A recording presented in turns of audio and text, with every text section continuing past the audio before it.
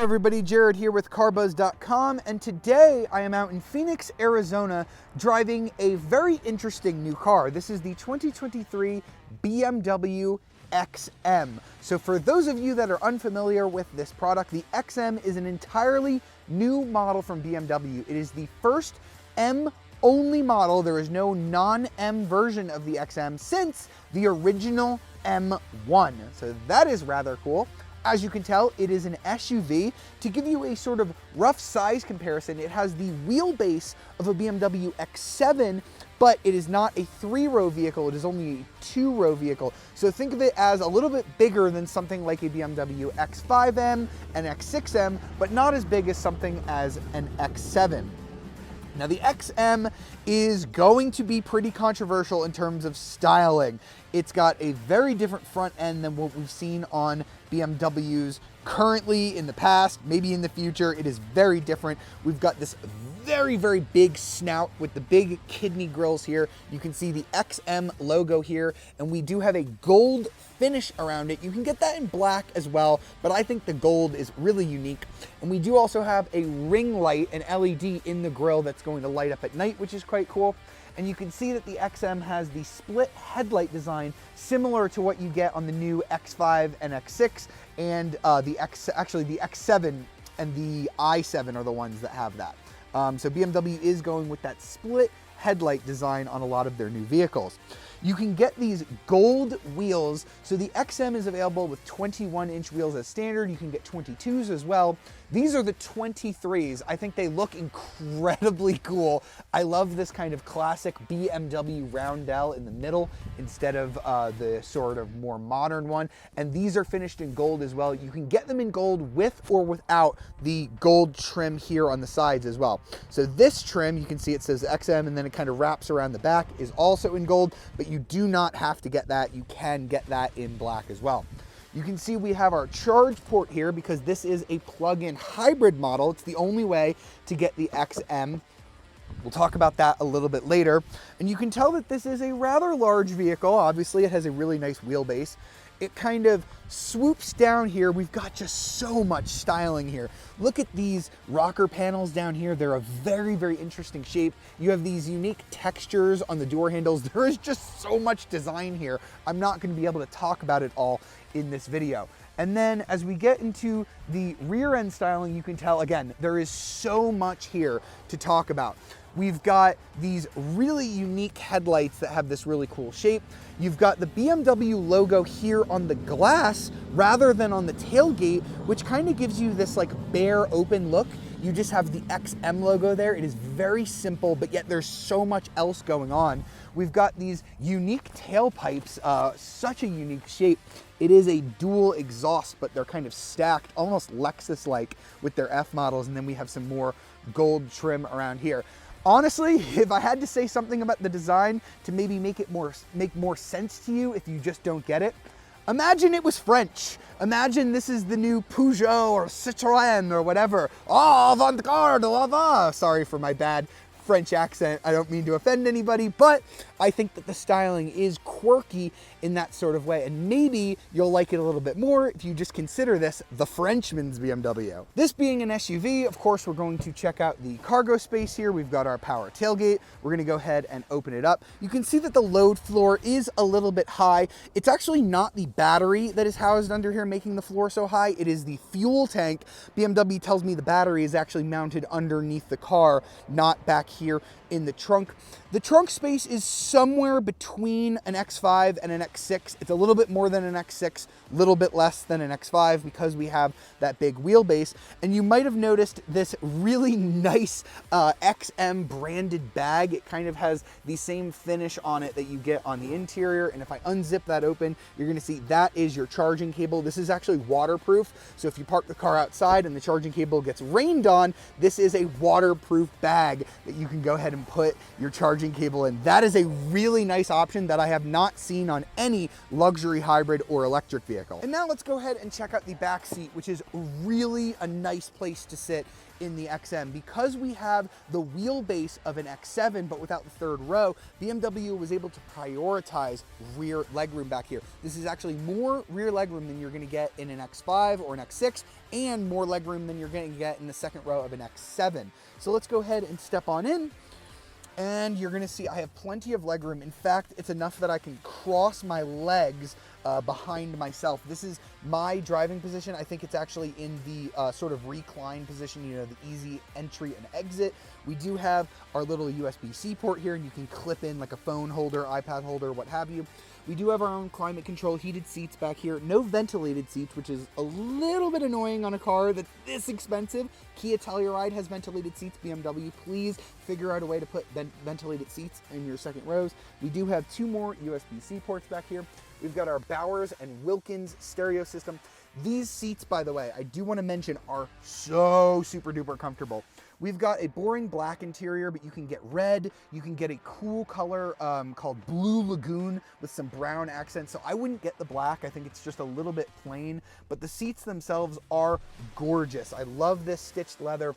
You can see that just like the iX, the leather wraps around onto the door. So you're just kind of cocooned in leather, and they are very, very soft. The door pockets are massive. Look at this. I'm gonna stick my arm in there. See how deep that goes? That is a crazy big door pocket. And then you have a little area up here that's divided. This is perfect for your cell phone as well.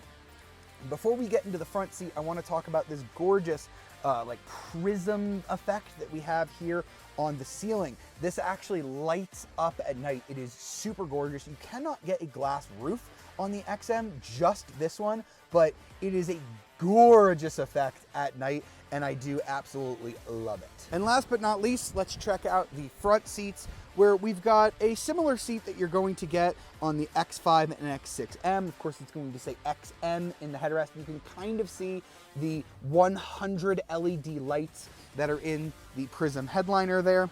Again, I don't love the black on this interior. I'd much rather have one of the more interesting colors like the red interior, the brown interior, or especially the signature Blue Lagoon that they debuted on this car.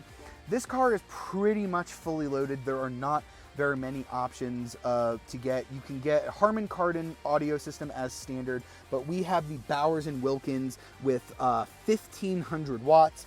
iDrive 8 is going to be your standard features here.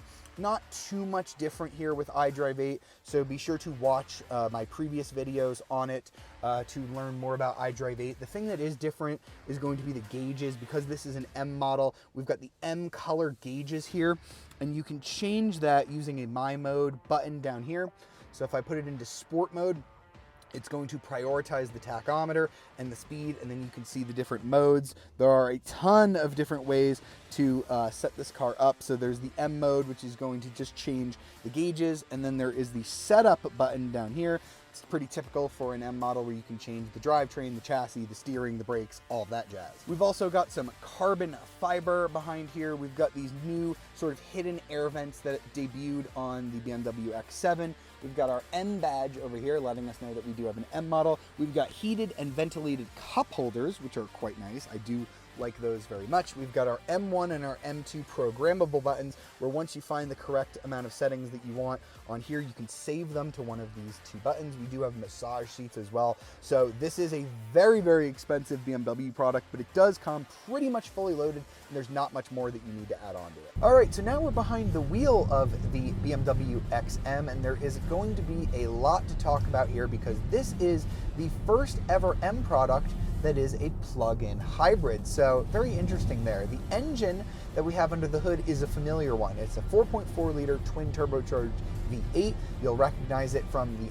M5, the X5M, the X6M, and it produces actually a lot less power than those cars. By itself, the engine only produces 489 horsepower. So I'm not really sure why BMW decided to detune the engine in this application, but it doesn't really matter, because we have an electric motor that is nestled in the 8-speed automatic transmission that contributes 197 horsepower by itself. So if you combine those two numbers, you can't just do straight addition. It's a little bit more complicated than that. But the total combined rating is 653 horsepower and 590 pound-feet of torque, meaning that this is the most powerful M car that there has ever been. What's more, this is only the label black. It is a new way that BMW has decided to divide up the power levels. You had regular M models and then competition models in the past, but this is how they're doing it on the XM. So the label black is the only one that's going to be available at launch, but later on they're going to sell one called the label red. It's going to have the same drivetrain, but it's going to have more power. So the engine is now going to produce 585 horsepower on its own. You're still going to get 197 horsepower from the electric motor, and combined it's going to produce 748 horsepower and 737 pound-feet of torque. I really can't wait to drive that, but until we get more details about it, all I can give you are the power specifications on the label red. So what I'm going to do now is I'm going to put the car into the M2 setting. I already showed you the M1 and M2 buttons on the car, and we're going to do a launch control because we do have a very straight portion of the road here. So foot on the brake, foot on the gas, and whoa! That was cool. Okay, so what it did there was it used the electric motor to fill in the torque and boost the motor. So we got off the line really quick. It really pins you back in your seat. That is a pretty savage launch. I wasn't even expecting it to be that savage because BMW says that the XM takes 4.1 seconds to hit 60 miles an hour, which is actually a little bit slower than the X5M and X6M.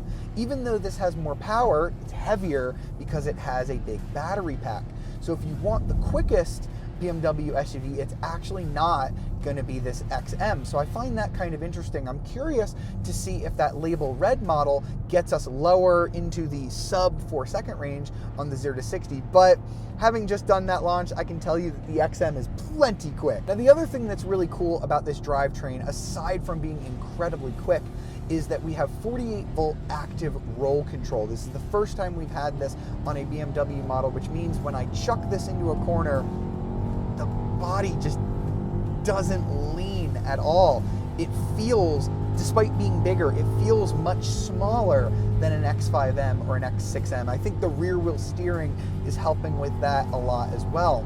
I actually love the steering on this car. It feels more accurate to me than the X5M and the X6M. I'm getting a little bit more communication through the wheel. It just feels a little bit more pinpoint on center than those cars. That being said, I don't necessarily love it in its heavy setting. BMW lets you adjust the steering from comfort to sport. I like the comfort a little bit better. The sport is just a little bit too twitchy, especially on these winding canyon roads that we're on. Now, when you turn everything back into the more comfortable settings, you'll find that this is a very nice, very compliant car.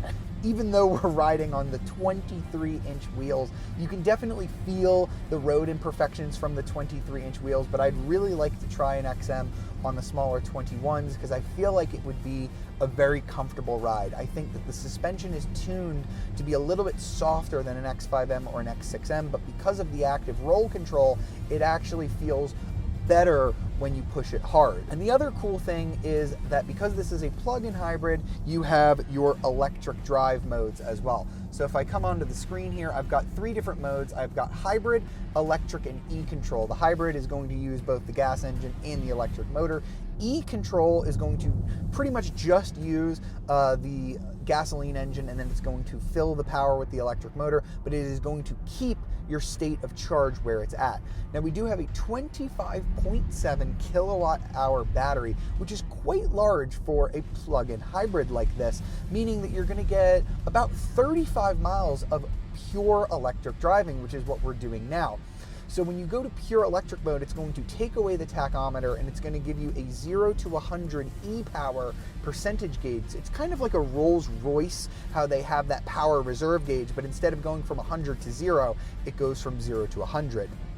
So right now we're on the highway. We're going to try and overtake this slower bus here just on electric power alone. Remember, we only have 197 horsepower to work with when we're on electric power. I'm going to go ahead and floor it here.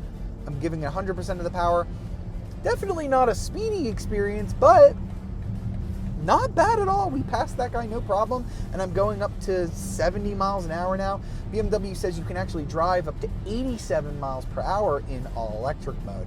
And the nice thing is you can get 100% of that electric motor's power, and it's only going to kick on the gas motor if you really mash the pedal down to the kick down. Otherwise, it's going to stay in electric mode. I know a lot of plug-in hybrids that I drive, if you floor the throttle, it's going to say, no, that's not enough acceleration. I need to kick on the gas motor. But the XM will not do it until you bury your foot, and now it's going to decide, okay, you buried it, you need the gasoline engine. And I can't really hear it too much while I'm driving around, but you do have the Hans Zimmer electric sounds. So, you know, when you don't have that nice growl of the V8, you floor it, and you can kind of hear the Hans Zimmer composed noises there with the electric motor, which is kind of interesting. So you do get that best of both worlds of that quiet, all-electric driving experience with the savage V8 M experience that you really want from an M performance car. The point I want to leave you with here is that this is not just a BMW X5 or X6M with a hybrid system. It does feel very different to me. The active roll control is amazing. The hybrid drivetrain is super smooth and really cool, and you get a pretty good electric-only range. So if you're considering an X5M or an X6M and you want something that's a little bit more unique than that, a little bit more comfortable than that, the back seat is definitely nicer on this. I do think that BMW has done enough to differentiate this car enough from the X5M and X6M. However, I'm just a little disappointed that the performance times, at least on paper, don't read like they're that much better than the X5M and X6M.